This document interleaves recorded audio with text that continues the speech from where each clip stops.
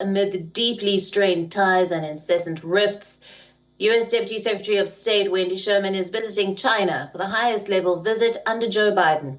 Sherman will arrive in China's Tianjin today for talks with Chinese Foreign Minister Wang Yi and Foreign Vice Minister Xi Feng.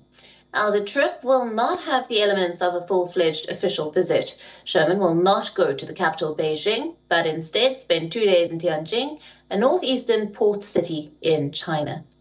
According to senior U.S. officials, Deputy State Secretary is expected to clarify America's stance at the talks. That is, Washington welcomes competition with Beijing, but there needs to be a level playing field and guardrails to prevent that spilling over into conflict. The officials also said the world's two largest economies needed responsible ways to manage competition. In Beijing, Foreign Ministry spokesperson Zhao Lijiang said that they welcomed the chance for consultation over a range of issues, but also warned Sherman that attempts to discuss China's internal affairs from Xinjiang and Taiwan would fall flat. Ahead of Sherman's visit, China's Foreign Minister Wang Yi has hit out at the United States. China is demanding the U.S. to treat other countries with equality without acting superior. Listen in.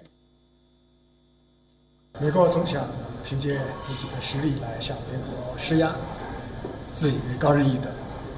但是我要明确地告诉你，这个世界上从来不存在高人一等的国家，也不应该有高人一等的国家。中方更不接受任何国家自诩高人一等。如果美国直到今天还没有学会如何以平等的态度跟其他国家相处的话，那么中国就有责任和国际社会一道，好好的给美国补上这一课。In their latest rift, Beijing sanctioned former U.S. Commerce Secretary Wilbur Ross and other individuals after the United States sanctioned several Chinese officials in Hong Kong. Remember, the U.S. Senate also voted to ban imports from Xinjiang due to the allegations of forced labor.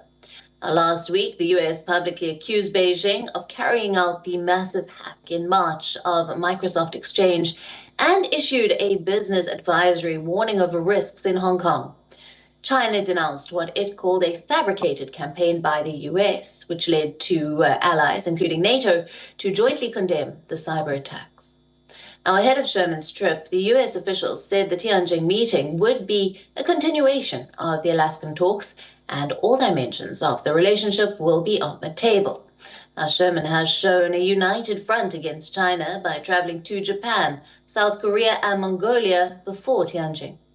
On the heels of Sherman's trip, U.S. Secretary of Defense Lloyd Austin has embarked on an Indo-Pacific trip where he will meet with key leaders to build on defense relationships in the region. Austin is traveling to Singapore, Vietnam, and the Philippines, while Secretary of State Antony Blinken will be visiting India.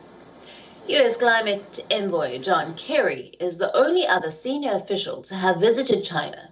Kerry did not hold talks in the capital either, but met with his climate counterpart in Shanghai.